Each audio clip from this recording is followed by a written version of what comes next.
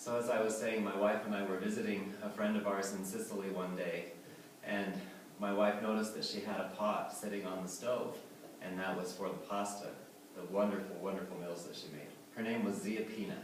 Zia Pina was the best cook that I have ever seen. Well, my wife said, "Well, how long did it take you to make this meal?"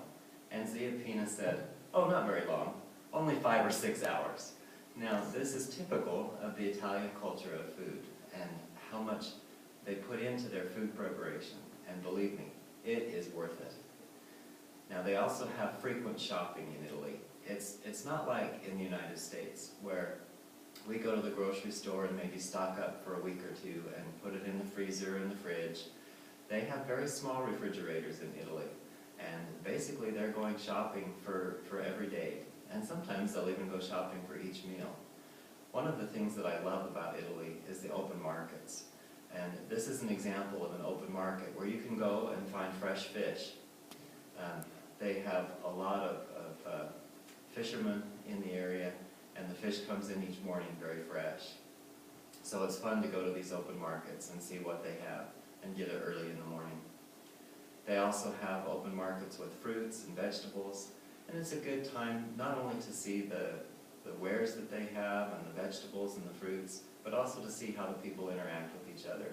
They're a very loving and a social people.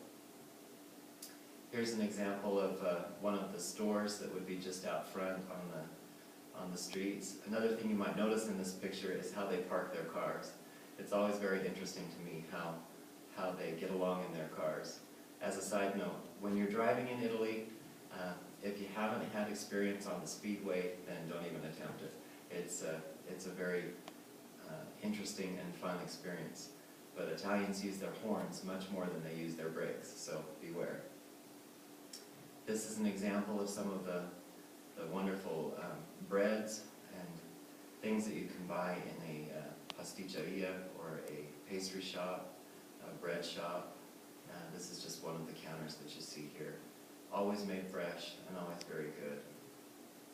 And of course, what would a trip to Italy be like without some gelato? Gelato, of course, is ice cream, and again, it's made fresh from scratch every day and displayed very beautifully. When Christy and I went to Italy the last time, I think we probably spent about $50 just on gelato, so be prepared for that. Another thing that I love about the Italian food is just the beauty in which they present things. This is an example of some of the marzipan fruits that are made. This is in Sicily, and they're especially well known for their beautiful displays of marzipan fruits. And of course, my very favorite pastry in all of Italy is the cannoli. And cannoli are like here, what you see on the right of your screen. It's a wonderful, tasty dessert made of cheeses and sugar. It's just the best. I've now found that you can get these in many places of the United States, but it's never quite the same as going into a Sicilian pastry shop and ordering it from the experts. As we talk a little bit about Sicilian food, there are 3 things that are very characteristic of the food in Sicily. The cannoli that I just showed you is one.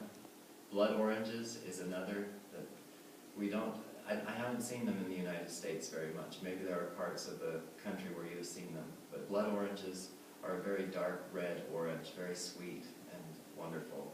And of course tiramisu, which is a dessert. Tiramisu literally means pick me up in Italian, probably because it's made with ground espresso, and these are used in the tiramisu recipe.